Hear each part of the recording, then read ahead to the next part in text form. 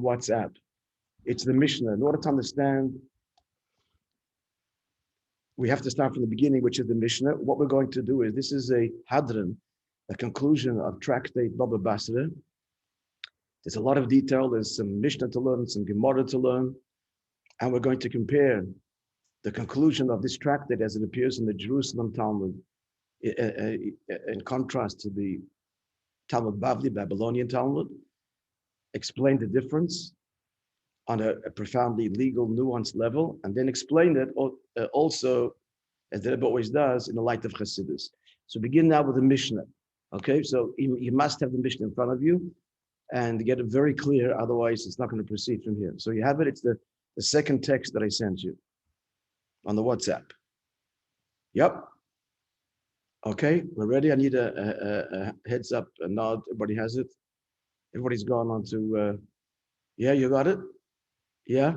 I have to go to the other screen to see it, so that's okay, why. I understand. All right, so go to the other screen. If you have a set of Mishnayos at home, you can just take out BAVA BASRA or a set of Talmud and look up the last Mishnah of the last, of the end of BAVA BASRA, chapter 10. It's the 8th Mishnah, the final Mishnah. Okay, let's move it. BAVA BASRA, I have 3 books of it. Which one? It would be like the final volume. It's the conclusion we're doing, right? Okay. It's probably easier not to look there, just to use the text I gave you, because you can get lost in the commentary there and it's distracting. Okay. So if you have what I sent you, it's probably easier. So let's begin. So the final mission is talking about the basic obligations and liens on property that are contracted when a loan is taken out. Under what conditions are liens created, and to what scope? All right, let's begin. So someone lends somebody else money and it's recorded in a contract with witnesses. So this is the most secure way, of course, of making a loan. It's not only their witnesses, but recorded in the contract. And therefore, so the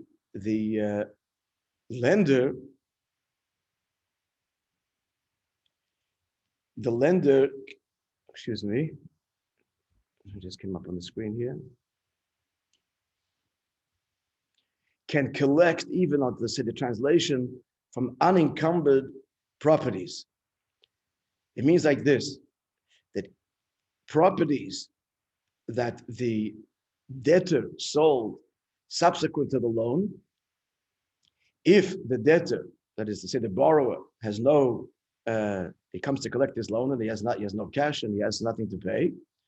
So the one who lent can go and collect money from the property, they're on lien, the property subsequent to the loan that the borrower, the lender, the debtor, I'm sorry, the borrower, not the lender, the borrower, the debtor had sold. What's the reason? Because since this loan was made in a contract and witnesses, therefore word gets out. It's a public thing. It's a known thing that this person borrowed money from this person. Therefore, anybody who's going to buy property from the debtor, from the borrower, has to know there's a risk, because he knows that this person has a loan, an outstanding loan, and any property sold from the time going forward, from the loan, not before obviously, but from the time going forward, are on lien to the debt. So if you're going to buy property from him, you're going to make sure, you're going to research that the guy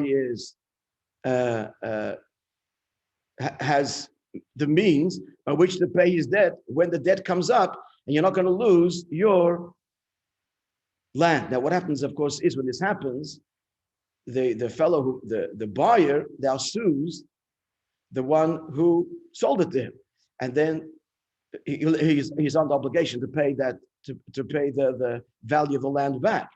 But the fact is that the original lender can claim from what's called unencumbered properties. That's meshubed, actually means meshubed literally enslaved. These properties are on lien. They're enslaved, and the one who lent the money can claim from it if the debtor, if the borrower has no funds. Are we clear? Now, what's the reason again? Because since the loan was made with a contract and with witnesses, therefore it's a matter of public knowledge, and the fellow who bought the land can't say, I never knew that this person had, when I bought the land from him, I could possibly lose it because this person was in great debt. What do you mean you never knew? It's easy to find out. A little bit of research. If a loan is contracted with a written document and with witnesses, it's no secret. And you have responsibility, if you wish, it's your loss, to find out. It's easy to find out. That's a thing that's out there on the street, and you should have been aware of it. Clear? Are we clear? Yeah? However, the Mishnah continues, Al Yadei Eidim, but even if a loan was made through witnesses, but there was no shtar, no documents, not enough. In order for it to become public knowledge, it's got to be in a contract, which involves a scribe and usually involves a court, involves more people. So even if a loan was made in the presence of witnesses, but not written up, it's not public knowledge enough, and therefore,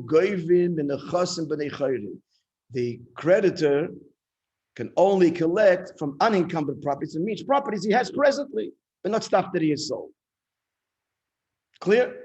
So the halacha is, we're basically learning that in order to be able to claim, in order for the properties to be on lien, properties that were sold subsequent to a loan, so in order for the lender to seize the property if the debtor has no assets, and it's on the condition that the loan was made two things, witnesses and a contract. Then it's public enough that any buyer should have been aware that this person has properties on lien, because that's what it means. A contract with witnesses means that all subsequent properties sold are on lien if he defaults on loans.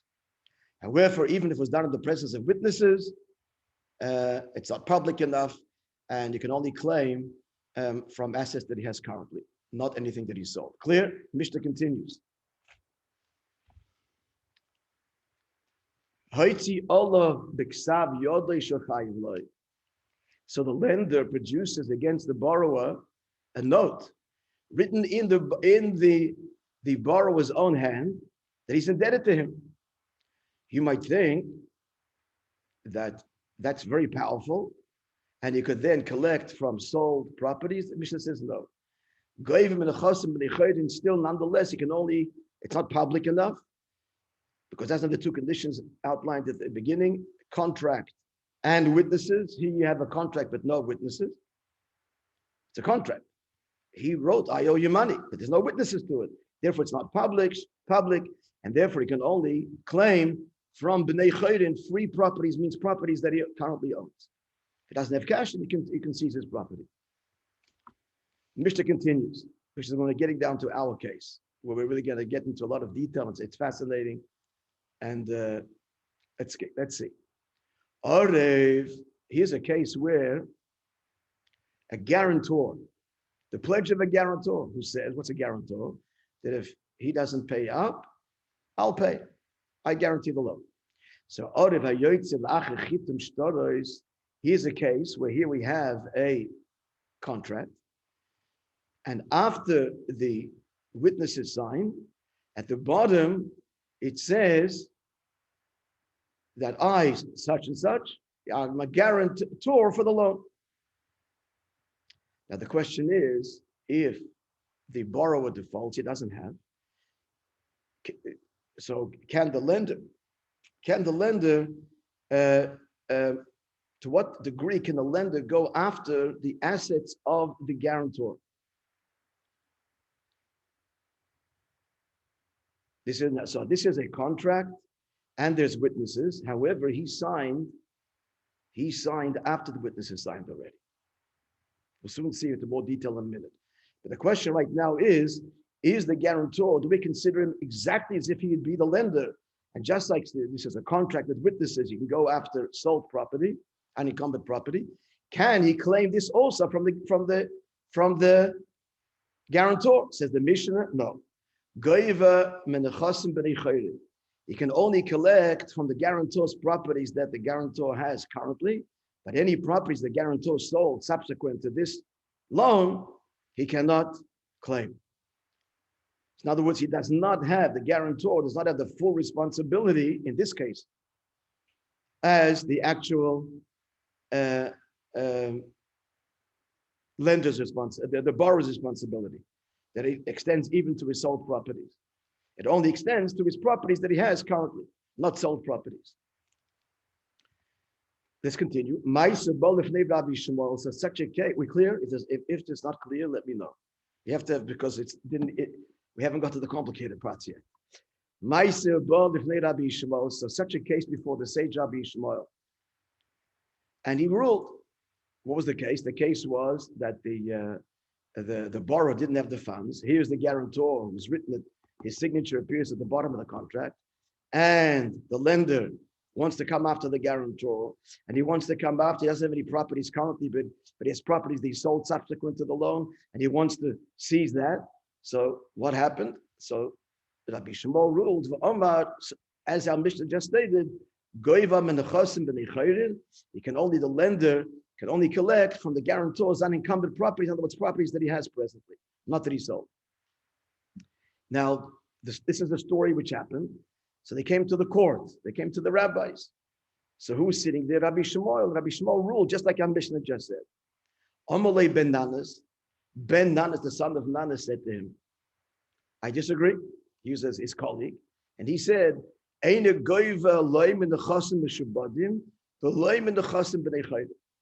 fact, the guarantor is under no obligation. Under no obligation. The lender cannot collect from the guarantor at all, neither from unencumbered or from either from encumbered or unencumbered. In other words, not what he has and not what he sold. So Amaloi Loma, Rabbi Shmuel said, why are you completely freeing the guarantor of all responsibilities? He's a guarantor. He says, I'll pay the loan. Why do you rule this way? So he said to him like this. Amaloi, Ben Nanas replied to Rabbi Shmuel, he said, you know what this case is like? It's analogous to the following scenario. Imagine a case. Somebody, a creditor, is strangling, metaphorically, but he's pressuring him, maybe even physically, someone in the marketplace, his debtor, and he's saying, pay me, pay me, pay me. You owe me money, pay me. You're defaulted in the loan, you're avoiding me, I need the money, and he's... Now, this is in the marketplace, so it's public. What happens next? Please follow the text. And another fellow encountered this whole scene. And he said to the creditor, leave him. I'll pay you. So says Ben Nanas, Potter, the guarantor doesn't have to pay. Why? Here's the key words. He just did it, obviously, so that the guy will stop strangling him. But he has no obligation because it wasn't on the basis of the trust of the guarantor that the money was lent in the first place. So here too, the guy's like saying, in other words, Ben Nanas is very clear. In the scenario which he described, it's very clear. The guarantor is under no obligation because he says to the original lender, you didn't lend because of me. I came on the scene much later. And I came on the scene because you're strangling him, and I'm saving someone. I'm doing a mitzvah, saving someone here. That's all. But I'm in no way obligated because your loan was contracted before I even came on the scene, before you even knew me, at least as a guarantor. So Ben Nanas said the same things over here. Since in our case, the guarantor appears at the end of the contract, it doesn't obligate it. When is a guarantor liable? In one scenario, and this is his. And this is it. Ella includes the Mishnah. What's the case when a guarantor is liable for a debtor's loan and he's liable completely from properties that he has, properties that were sold, in the following scenario, where he said, the guarantor says prior to the loan, he says, lend him the money and I will pay you if he defaults. Chayiv, then he's obligated. Why? Shekein ala menosa hilvo, because he only lent the money on the trust of this guarantor. He's the reason that he lent. So since he's the reason that he lent the money, therefore he's obligated. But the case that came before the court where Rabbi Shmuel and Bananas were sitting, the case there was the guarantor's signature. It may have been in the presence of witnesses. It's all fine and good. But it came after the whole loan is contracted. It was a PS, and I will pay the loan. Since the loan was not based on his word, the loan happened independent of his word, he's not obligated. Should he pay? Yeah. Want to be a nice guy and a chassid? You said pay. But is he liable legally? No. That's the opinion of who? Of Bananas. Are we clear? Now the Mishnah concludes. The Omar Rabbi Yishmael. And Rabbi Yishmael said, hearing Bananas's insight, which, right, well, we all understand it, we all appreciate what Bananas is saying. Yeah? Well, we're clear? Yeah? So, Rav Mordechai, welcome. We can all wish a Hadi Basdal Tov to Rav Mordechai Shizgal, who is in California and just celebrated the birth of a great grandson, Baruch Hashem. And the bris is going to be when? Looks like it's going to be the right time. I don't hear you. You're on mute, I think. Thursday. Na good to show. Lots of nachas. Okay, we'll speak to you soon. Okay. Amen. Rabbi Shmuel said, beautiful words here, humble words, beautiful words. If somebody wants to become wise, Yasig, famous words, Yasig bedini momenis. In all the areas of Jewish law, the area which is open for all kinds of no other branch of Torah law provides the human intellect such a wide-ranging field of reasoning and analysis, like what? Like Dinei Momenis, the laws of monetary law. Of all the fields of Jewish law, this is the one that is most analytical. So if you want to be wise, that's what you should study. For there's no branch of Torah greater than it. It's like a welling fountain that the water keeps on welling and welling and welling. And then he adds. Can I ask a question? 1 second, finish the Mishnah. Yeah. And one who wishes to occupy himself in monetary laws, he should serve his colleague, Shimon ben Nanas, who counted with what the opinion we just heard in the Mishnah. He is the master in the laws of many moments. Now, to summarize what we need to know. What we need to know is a machlek, is an argument between Rabbi in the Mishnah. Rabbi Shmuel and Shimon ben Nanas and ben Nanas, their argument is the obligation of a guarantor whose signature appears at the bottom of a contract. What's the argument? Actually, let's go back. Let's summarize the whole Mishnah so it's clear. Because the Mishnah, it builds on itself. So let's understand. A person lends money. So what is the degree to which he can claim if the debtor, the borrower, defaults on the loan? So it depends on how the loan is made. If the loan is contracted with with two things it needs. Two things, remember, it needs a contract and witnesses. If it's with a contract and witnesses, this is considered easily accessible public knowledge, and therefore, any property which the borrower sells subsequent to the loan is on lien. And if the borrower doesn't have current funds, then the lender can seize sold property, because it's the obligation of buyers to know that there's a risk in buying this property. It may be seized because this person owes money. How could they possibly know? It's public record because it was on a contract and signed by witnesses, which means it's recorded in the court. Of course, again, as I said, then the buyer then goes and sues the seller, and his properties are, etc., on loan, and so continues. The question, the Mishnah here is, what are the degrees of the obligation of a guarantor? So Rabbi Shmuel says as follows: a guarantor, so far, whose signature appears at the end of a contracted loan, it's a contract, it's a shtar, there are witnesses.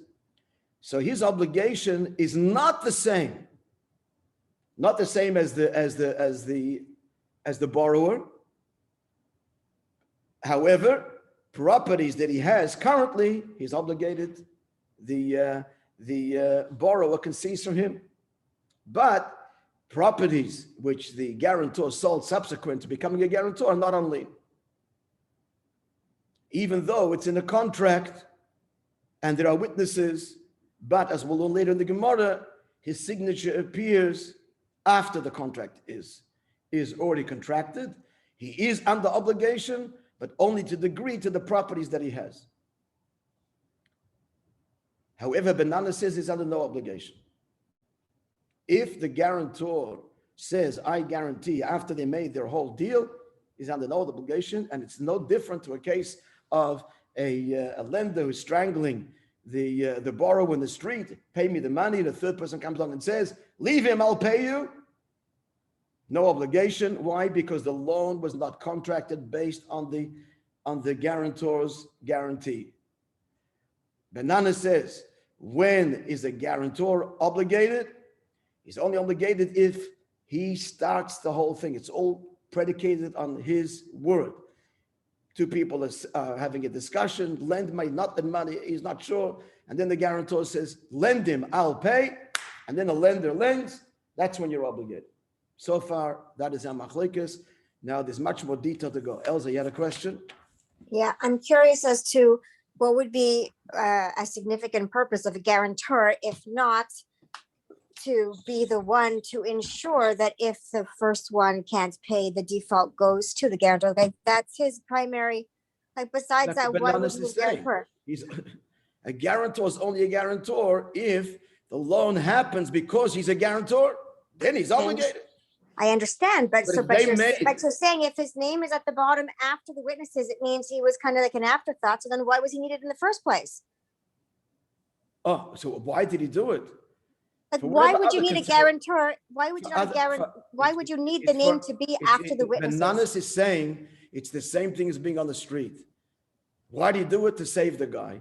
Why did he do it over here? To make the guy feel good. Maybe the borrower was having misgivings, whatever, or to make himself look like he's a philanthropist, he's a big person. Can have all kinds of agendas. It's a covered thing. I guarantee, it's a nice, it's a, what's the word I'm looking for? It's a, what?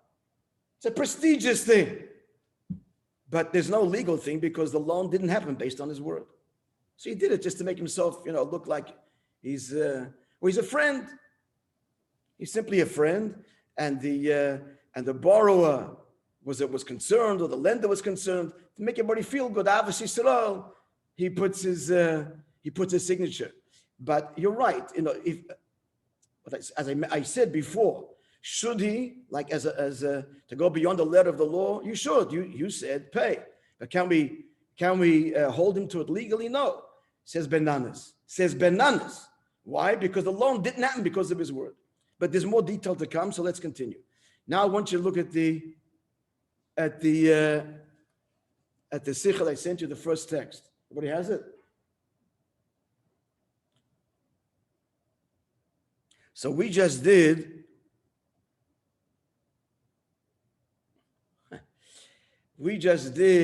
the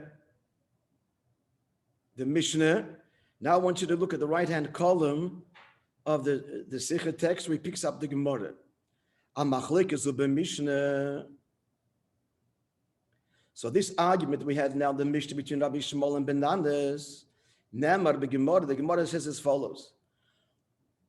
The Gemara's analysis of the Mishnah. Everybody has the place? This is the first text I sent you. Page 1. It says, I think, page 170 at the top. Rabbi Bachana said, Rabbi Yochanan, the name of Rabbi Yochanan as follows. Afal pi shekilis Rabbi Shmuel is bananas. Even though, as we learned at the end of the Mishnah, Rabbi Shmuel praised bananas. And he said, if you want to be wise, you'll learn Dini Mominus. And in Dini Mominus, who should you be an assistant to? Who should you serve? Bananas. Still, halacha k'moiseh. The halacha remains like Rabbi Shmuel, and in fact, the guarantor is obligated, not to the degree as the actual lender would be. It's not properties that he subsequently sold, but properties that he has currently, the lender can seize from. He's essentially arguing Elz's point. You signed your name on the contract, you're liable. Then the Gemara continues. Now the Gemara wants to know, but what does Rabbi Shmuel hold about Bananas' case? Bananas brought it a case of what? Of the strangler, the Boston strangler. What would Rabbi Shmuel say then? Would Rabbi Shmuel maintain his view that the guarantor is liable then as well, like he did in the case of signing at the bottom of the contract? Or would he agree with the Bananas in that case and differentiate between that case and the case of the contract? The Gemara had a question. So the question, skip the brackets. In the case of the strangulation, what would Rabbi Shmuel say? Would he say that would he agree with the Bananas in that case? Or would he say that there too is obligated? Look at the round brackets. There's two round brackets. A Mavaya Rashbam. You see the Rashbam?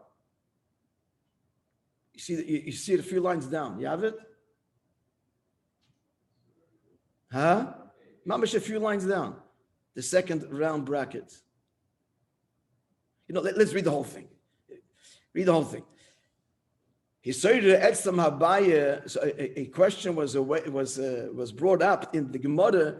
My daito shall be Shmuel. What's Rabbi Shmuel's opinion? In the case, someone guarantees he's going to pay in order they should stop strangling the other fellow. Mavaya Rashbam, you have it? The Rashbam was the commentary on the Gemara explains. Maybe the only reason he stepped in because his colleague is in pain. So it could be, wait a minute, the first way of looking at it is, it could be his friend is being choked. So Nami Gomor Makne, that caused him to really step in and say, okay, I will pay your debt. Maybe that's a reason for him to actually obligate himself. That's one way you're looking at it. Or Dilmo perhaps, no. All he wanted to do was to save him from being choked. Or mitzvah to go of it. He's doing a mitzvah. But he wasn't in any way obligating himself. And didn't mean to become a guarantor. How is he going to stop the guy from strangling him? He's going to get into a fight. He says, leave him alone, I'll pay. Or it could be seeing his friend in this predicament, that he shouldn't be choked, he undertook his loan. Kloima, the Rashbam continues, here the two ways of arguing this. Shem, or maybe mishum tzara because of the pain of his strangled friend. Ochin hichlit hamatzil, so the Savior decided to pay it, and therefore, if he made that commitment, he's now obligated. Maybe all he had intended to was to save him from being choked. He's doing a mitzvah. And the one who's being strangled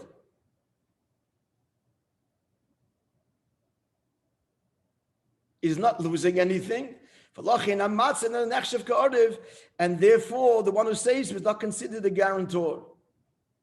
The one who's strangling. The one who's strangling. I'm doing him a favor as well. He's saving the strangled and the strangled. That's all he meant. And therefore, he didn't obligate himself. He didn't obligate himself at all. So we want to know what's Rabbi Shmuel's opinion. We know Bananas' opinion. So Gemara concludes, Toshima, come in here. Dom Rabbi Yaakov, Rabbi Yochanan, Rabbi Yaakov said in Rabbi Yochanan, and in Rabbi Yochanan, Choluk hoye Rabbi Shmuel ach b'chanuk. Rabbi Shmuel argues bananas even in the strangulation case and says what? You are obligated to guarantee. If someone comes along and says, leave him, I'll pay, he's obligated. Again, not to the degree that any properties that he sold subsequent to the loan are on lien, but any properties that he has currently, yes, he's obligated. Now the Gemara wants to know, so what's the halacha? What's the final ruling? Halacha k'maisei, is that halacha like him even in the case of the strangler? Or ain't halacha k'maisei? Or the halacha is not like Rabbi Shmuel? Toshima, come in here. Dichi also, when Ravin came, Rabbi Yochanan said Rabbi Yochanan's name. Rabbi Yochanan's name is follows. Cholokoi Rabbi Shmuel Abachonuk. Rabbi Shmuel argued bananas even in the case of the strangler, which means the guarantor is obligated. And the halacha is like him even in the case of the strangler, that the guarantor is obligated. However, bottom of the page, but the Gemara concludes and says otherwise. And here's the final ruling. Here's and a new thing is now added, a new nuance. A new nuance. Now, before we go further, we have to introduce this idea of a kinyan. What's the idea of a kinyan? So everybody got married. I think you're all married here. So Elza, you should know what happened at your wedding, that the ksuba is a financial obligation. It's an example. I'm giving you an example. A financial obligation of a person. What's the ksuba basically? The ksuba is financial. We're looking for financial contract. Guarantee commitment, but financial security for the woman. That in the case of death or divorce, so she has the right to claim whatever the amount is for a virgin or not a virgin, and the Sfardim actually negotiate a whole deal. It could be that she has the first rights to claim from his property. Why did the sages enact that? For financial security. And basically, the person should not, on a whim, especially in those days, divorce his wife, knowing it's going to cost him a pretty penny, he'll think twice. Now, it's a real financial obligation. The ksub is very, very important. If the ksub is lost, our sages said you cannot be together. If the ksub is lost, you have to run to the rabbi and a new ksub is drawn up. And by the way, since we're on the subject, I know we're being taped now, but it's quite all right. A ksub that is made is conservative or certainly reform. You have to redo the ksub. It could be the whole chuppah has to be redone also as well, which we've done many times here in MPC. Still, people having another chuppah and the proper ksubah written up. We've also found even in cases where there was 100% of a big rabbanim, the ksubas were mistakes were written and there were problems. The ksubas was fixed and the problems in the marriage were alleviated. It's a serious business. But they're still considered married, right? Huh? They're still considered married, even though the ksuba is reform or conservative. In a sense. Not so simple. It's not if there were no kosher witnesses under the chuppah, the rabbi is not Shem Shabbos, and the chazan not Shem Shabbos. It's not so simple that they're considered married, which can have a great benefit. There can be benefits for that, halachically. Yep. So each case is judged on its own. It's a very complicated area. There are many conservative rabbis that personally are Shem Shabbos, and so is the chazan, so it would be considered kosher. There are some that are not. It's individual basis. There's also another thing in halacha that if a couple live together for the purposes of marriage without witnesses at all, just living together, that constitutes in essence, it could constitute a marriage. Forget any chuppah, nothing. They just live together and they present themselves to the world as husband and wife. So, and if they want to split, they may require a get. There was no chuppah, there was no rabbi, nothing. That also might require. So it depends each case, and sometimes you want that, sometimes you don't want that. If it's a kohen and to be remarried, I mean, all kinds of scenarios. mean, I had a case, I'm going to go into a lot of detail. Actually, you know what? I was literally, it ties into the story because I was almost strangled on the street. A crazy story. I'll tell you the story. We'll continue the Gemara next week. This is what happened. This is many years ago. So there was it's the Yerushalmi. It all started. I spoke once in the local Y for the parents of the children. They invited me for Yontif. Somebody was in attendance, a young woman, and she heard, she was very inspired. She started to coming to Shiurim, and she became from beautiful. She had 2 little boys. What's the problem? The problem was, my friends, that she was married to a Kohen, and she'd previously been married and divorced.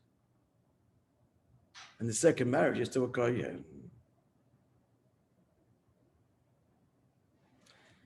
Now, the case was very complicated. I went all the way to the big Rabbanim, Moshe Feinstein, his son-in-law, Moshe Tendler, and others. It was a whole, what happened? And she became frummer and frummer. She couldn't, what's the halacha? Now, he was a complex, what made it interesting was, her first marriage was never consummated. That's it just fell apart. She never wanted to marry this guy, she never let him touch her. But there was a chuppah. There was a chuppah in a conservative synagogue. So we were hoping here that this is not considered a marriage. Here we don't want it to be a marriage. It was conservative. The fact that they didn't live together is irrelevant, by the way. That's irrelevant. Once you have chuppah and you have a proper chuppah, they're considered marriage you need to get. So that really was not irrelevant at all. But just to tell you how the fact of the case. Anyway, so but the problem was that the rabbi was personally a Shem Shabbos. And the Chazan was a Shem Shabbos. Even though it was a conservative synagogue here in Montreal, which is often the case. Montreal is a very traditional place. So he was working against us. And we tried, went to the biggest Rabbanim, like to say that there was no chuppah. I couldn't say there was no chuppah. So the end was, she left. Are there children involved? There are 2 kids. And he was furious. He was furious. And one day, and this is what happened. I'm walking home from shul. He was a tough guy. He was involved with the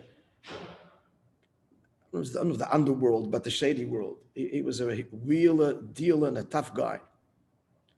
I have to say, a very charitable guy. In the synagogue that he attended, his name was up. He was the biggest donor. Successful man. No, I didn't tell her, by the way. I never told her you have to leave your husband. It's not me for me. I mean, I just said that this is that she asked. 1 second. So you guys, I'm going to put you on mute.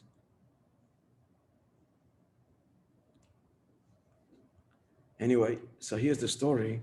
So I'm walking on from shul. It was Chol Hamoed. It was Yontif, Sukkos. I remember I had the Rabbi Yarmish was